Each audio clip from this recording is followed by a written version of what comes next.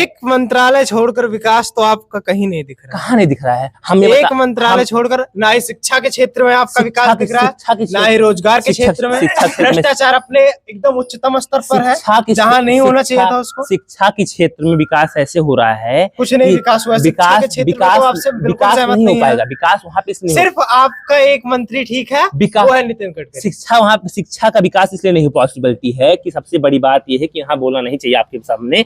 समस्या ये है कि अगर यहाँ पे कोई बुरा माने ना माने, हम बोलेंगे आरक्षण। अगर आप ये कह रहे हैं कि आरक्षण जब तक रहेगा तब तक शिक्षा विकास नहीं हो पाएगा, हम आपको लिख दे रहे हैं, जहाँ कहिए वहां लिखवा दें। क्यों? क्योंकि जो बंदा 30 नंबर पाया है और जो बंदा 90 नंबर पाया है, 90 नंबर वाले फेल हो जा रहा है, 30 वाला पास हो जा रहा है, ये कैसे शिक्षा पॉसिबिलिटी है? तो क्यों नहीं आपकी सरकार है, क्यों नहीं उससे आरक्षण खत्म करने की बात अगर कर रहे हैं तो 1900 में जब वो आरक्षण अगर इतना ही अच्छा है, इतना ही खराब है, तो सौड़ों को क्यों दिया गया 10% आरक्षण? पढ़ाई में नहीं दिया गया, किसमें दिया गया है? पैसों में दिया गया है। EWS पैसों मिला है, पैसों में दिया गया है। बहुत अच्छा मुद्दा उठाया है आरक्षण वाला। अब इस पे हम आपको बता दें, सबसे पहली बात यह है कि आरक्षण जो दिया गया है, जब ये राजीव गांधी ने इसको लागू किया था तो इसकी सबसे बड़ी गलती वहां पे ये हुई थी कि इसकी कोई एक सीमा नहीं तय की गई थी। सीमा अगर इसकी एक सीमा तय की गई होती, जैसे मानिए आप एक बात, जैसे गोमती नगर में मान लिया कि 100 लोग हैं, जिसमें से 50 लोग ऐसे हैं जिनके पास कुछ नहीं है, तो ये 50 लोग जब तक इन 100 लोगों के बराबर ना आ जाए तब तक ये लागू रहेगा।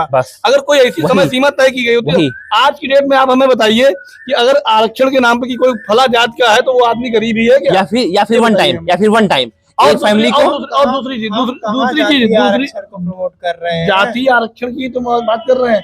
आप ये बताइए गवर्नमेंट जॉब नहीं शिक्षा, आप ये बताइए शिक्षा में आ जाइए। हम आपको बता रहे हैं 90% जो भैया बोले बहुत सही बोले, मेरे 60% नंबर थे, मुझे नौकरी नहीं मिली, ठीक है। 55% वाले को 50% वाले को नौकरी मिल गई क्योंकि वो दूसरी जात का था, बस ठीक है।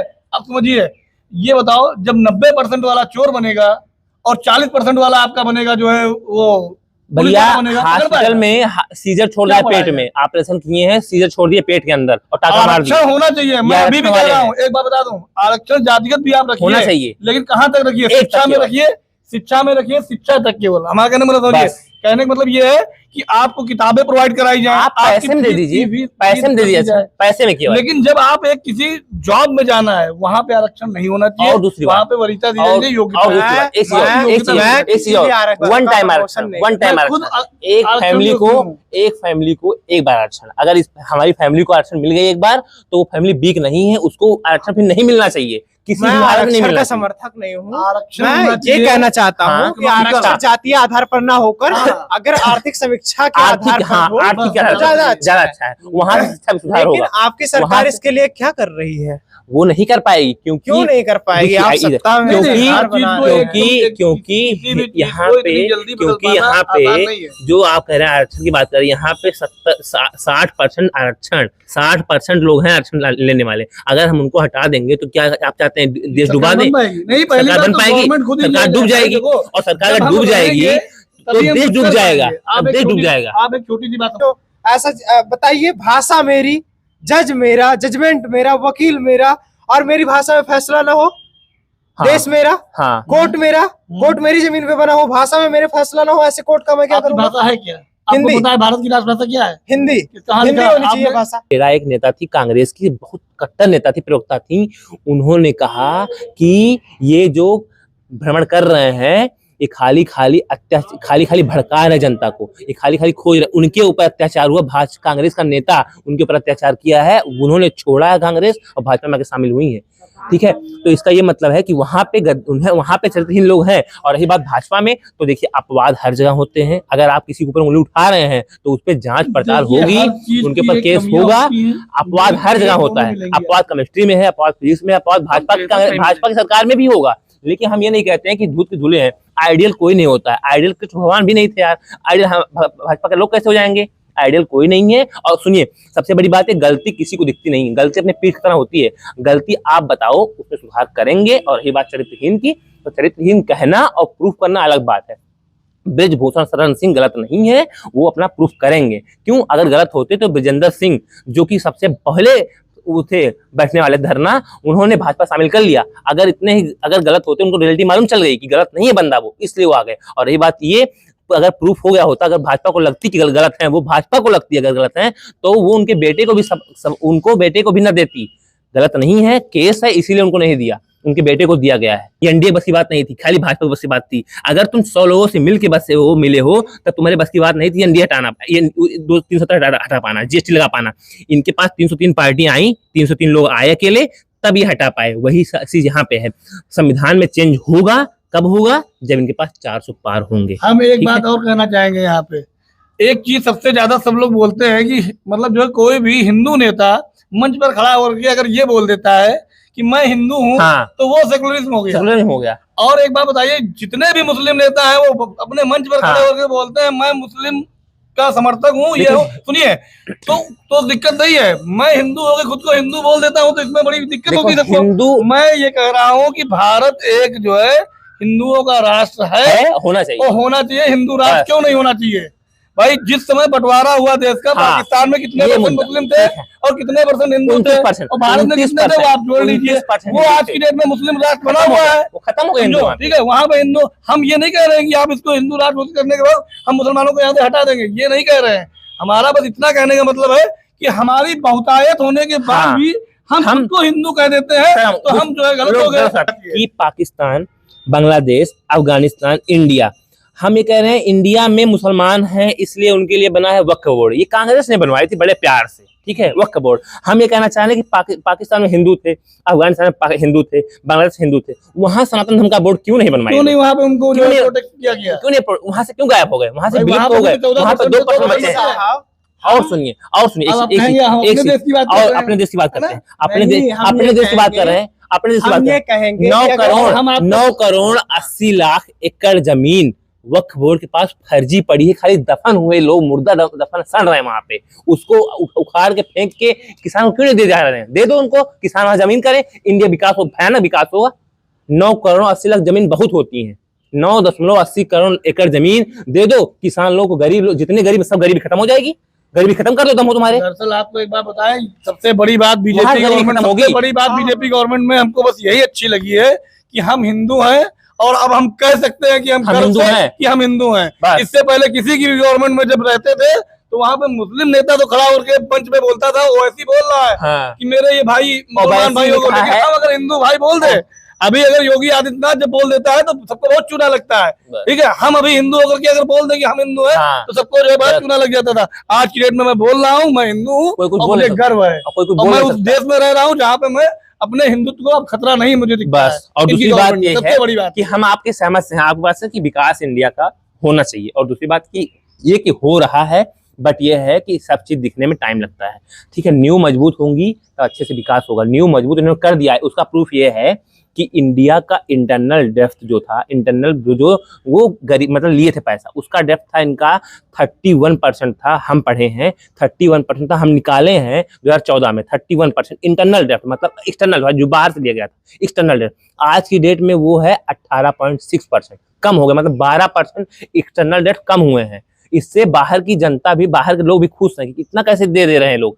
और दूसरी चीज ये कि जीडीपी इनका जो परसेंटेज है 81% जीडीपी है इनका, इंडिया का। और जो बाहरी जो खराब, और जो बाहरी है उनका 200% है खराब, ठीक है। अब एक चीज और बता दें आपको, जो आप भ्रष्टाचार की बात पूछ रहे थे अभी, आप एक छोटी सी बात आपको बताएं, बीजेपी गवर्नमेंट ने जो जनधन योजना खुलवाई, आप सोचिए पहले हर आदमी का आपके बैंक में पैसे आ गए। सुन तो लीजिए पहले, सुन तो नहीं, हम 15 लाख की बात नहीं कर रहे हैं, नहीं आएंगे 15 लाख कहने का मतलब तो वेट है, सुनो नहीं आने देंगे उनको। देखो 15 लाख वाला जुमला, 15 लाख वाला जुमला जो लोग उठा रहे हैं, वो ठीक उसी तरीके से कॉपी पेस्ट करके बोला गया है जैसे राहुल गांधी ने बोला था आलू से सोना वाली बात। राहुल गांधी इतना चूतिया आदमी नहीं था कि उसने ये नहीं बोला था कि आलू डालो सोना निकल आएगा। उसने बात वो दो बातों को काट पीट करके वो बोला गया था। लेकिन फैक्ट की बात अगर करते हैं तो हम आपको बताते हैं भ्रष्टाचार कैसे रुकेगा। आप ये देखिए रोकने के लिए कदम कितने उठाए गए। हर आदमी का जब जो है अकाउंट हुआ, आधार कार्ड बनवाया गया, लिंक कराया गया। आज की डेट में जिसका आधार, जिसका बैंक में अकाउंट है, सारी चीजें जिनमें रोकने की कोशिश की जा रही है। अब आधार कार्ड के जरिए जो है हर एक इंसान को जो है, हर एक बैंक का उसका कितनी संपत्ति है, क्या है, सब कुछ उसका जोड़ा जा रहा है। आधार और पैन हर जगह जरूरी किया जा रहा है। क्यों? ताकि जान तो सके हम कि इसके पास है क्या। तो एक न्यू जो है, जो न्यू की बात भैया ने की है, तो न्यू बनाई जा रही है। न्यू बन लेकिन एक बात ये है कि जब कोई भी काम होता है तो उसमें समय लगता है। इतना खोखला कर दिए थे लोग, सालों का हिसाब नहीं खोखला कर दिए थे, तो 10 सालों में उन्होंने खत्म करने की तरफ चलते हैं। हाँ एक ठीक ठीक परिमापन कौन सा मान लिया जाए, कौन से ऐसा नेता है, कौन सी ऐसी सरकार है, हाँ किसी के पक्षधर होकर नहीं बोलिएगा, हाँ एकदम निष्पक्ष होकर हाँ, बोलिएगा। हाँ, वो एक ठीक ठीक कौन सा फॉर्मूला मान लिया जाए। स्वर्णों को पीढ़ी मतलब पिछड़ा दलित जान स्वर्ण मतलब सपा का जो ब्राह्मण क्षत्रिय हाँ। वैश्य कायस्थ मतलब कायस्थ और वो भूमिहार है, ये चारों स्वर्णों को, और जो ये पीढ़ी पिछड़ा दलित अल्पसंख्यक लोग, इन सबको मिला लिया जाए, देश के विकास को ले लिया जाए, देश में सारी योजनाओं को ले लिया जाए, देश से भ्रष्टाचार रोकने की बात हो, शिक्षा को बढ़ावा देने की बात हो, रोजगार को बढ़ावा देने की बात है, स्वास्थ्य और सुरक्षा की बात। इन सारे परिमापनों पर एक जो कौन सी सरकार ऐसी आपकी नजर में है दोनों लोगों? केवल भाजपा, केवल बीजेपी। पूरी बात तो खत्म होने दीजिए। कौन सी ऐसी सरकार या कौन सी ऐसा नेता है, कौन सा ऐसा नेता है जो सबसे अच्छे से इन पर काम कर सकता है और क्यों है? काम किया है पहली बात जो काम किया है पिछले 10 सालों में, और जो किया है वही आएगा दोबारा। और इसका प्रूफ ये है कि कोई भी जनता हम अनाज की बात नहीं कर रहे, अनाज यार जो कमाएगा वो तो खरीद लेगा, पहली बात तो ये, लेकिन कमाने का जरिया तो देना चाहिए। जरिया ये है 10 साल से सत्ता में कमाने का जरिया आज तक नहीं ढूंढ पाया। अनाज कहाँ ने जरिया मिला है? अच्छा ये बता दीजिए, अनाज काहे दे रहे हैं फिर जरिया? तो सबको अगर आप जरिए दे देंगे तो अनाज अगर भाई जो इंसान रोड बना रहा है, एक स्प्रिंग को आप जब दबाई होगी, बहुत दबी हुई है, आप अगर उसको एकदम से छोड़ देंगे तो क्या होगा? वही बात है, उसको धीरे धीरे करना है। वही बात धीरे धीरे करने के लिए ये जो योजनाएं राशन वाली दी जा रही, ये आप क्या लगता दिया जा रहा है कि कम से कम आदमी देखो, भारत एक कृषि प्रधान देश है, यहाँ की 70% जनसंख्या जो है वो खेती पर, कृषि पर डिपेंड रहती है, और कृषि किस पे डिपेंड रहती है? मानसून पे और इस चीजों पे। अब हालांकि टेक्नोलॉजी सारी चीजें आ चुकी हैं धीरे धीरे, तो जो राशन दिया जा रहा है वो जो एलिजिबल है आज की एक ताजी खबर है, प्रधानमंत्री जी के सामने किसी को पर्चा नहीं भरने दिया जा रहा है। कोई भी निर्दलीय प्रत्याशी है उसको पर्चा भरने से वहाँ के कलेक्टर साहब, एसपी साहब घसीट के ले जा रहे हैं, न्यूज चैनलों पर हम आपको बता रहे हैं। ब्रिजभूषण दुबे एक जी है, वो पर्चा भरना चाहते हैं गाजीपुर से। 2014 में लोकसभा का चुनाव लड़े थे। हम बता रहे हैं। अब वो भाजपा से पर्चा भरना चाहते हैं, भाजपा से नहीं, पर्चा निर्दलीय भरना चाहते हैं बनारस से, उनको भरने नहीं दिया। बता रहे हैं, उनके ऊपर 320 का केस है, 302 केस उनके ऊपर, पहली बात उन्हीं के ऊपर, ब्रिजभूषण दुबे के ऊपर। उनके ऊपर केस है। दूसरी चीज और सुनिए, उनके ऊपर कोई केस नहीं है, पत्रकार है वो, उनके ऊपर केस है। और सुनिए एक चीज और, वो उनके पास जो लीगल चीज होती है, जो उनके पास जो लगाने वाले होते हैं, लीगल डॉक्यूमेंट उनके पास नहीं है। और दूसरी चीज उनके पास कोई वो नहीं, सबूत नहीं है, वो जो आते हैं साइन करने वाले, वो नहीं है उनके पास, इसलिए नहीं कर पा रहे। कह रहे हैं कि हम अकेले, हम तो है ना, प्रस्तावक उनके पास नहीं है। कह रहे हैं हम खाली है ना। प्रस्तावक उसमें लगता है जब आप नामांकन करने जाएंगे, जब पर्चा खरीदने जाएंगे तो उसके लिए एलिजिबल प्रस्तावक नहीं होते, 25,000 रुपया लगता है। हाँ, वहाँ पे बताने पड़ते हैं कितने लोग हैं हमारे पास। पर्चा ऐसे आप दे देंगे, लेकिन फिर आप नाम देना पड़ेगा। लोग पर्चा ले पहुंच जाएंगे। अपने वार्ड का चुनाव हुआ था, उसमें गए थे, ले जाने, वहाँ पर भी यही हुआ था, ले जाना पड़ता है। जब आप पर्चा लेने भी जाएंगे तो आपको नाम 2 देने होंगे वहाँ पे। और दूसरी बात ये बताना चाहिए, और दूसरी बात ये है कि सबसे बड़ी बात ये है कि इंडिया में विकास हो रहा है। जो लोग अपने जेब नहीं भर पा रहे हैं, उन्हीं लोगों को दिक्कत है, वही लोग कांग्रेस को लाना चाह रहे हैं। अगर इतने दम था, 70 साल की पार्टी थी, अकेले क्यों नहीं लड़ लिए? पहली बात तो। और दूसरी बात ये है कि ऐसी कोई पार्टी नहीं है जो अकेले दम पे लड़ रही हो, अपने लिए लड़ रही हो। ये खाली मोदी के लड़ रहे हैं कि मोदी को भगाओ किस तरीके से, ये हमको खाने नहीं दे रहा, जेब नहीं भर पा रहा है। बस एक बात बताइए, आज तक कभी ऐसा इलेक्शन देखा है आपने जिसमें सारी पार्टियां एक तरफ बस और एक पार्टी एक तरफ? तो हम कहाँ सहमत है इस खजर बजर की सरकार? हाँ, तो लेकिन हम इससे भी नहीं सहमत है कि देश का विकास ना हो, देश में भ्रष्टाचार चरम पर रहे। नहीं, चरम पे नहीं है भ्रष्टाचार। चरम पे होता, भ्रष्टाचार अगर चरम पे होता तो आतंकवादी हमले रुके ना होते।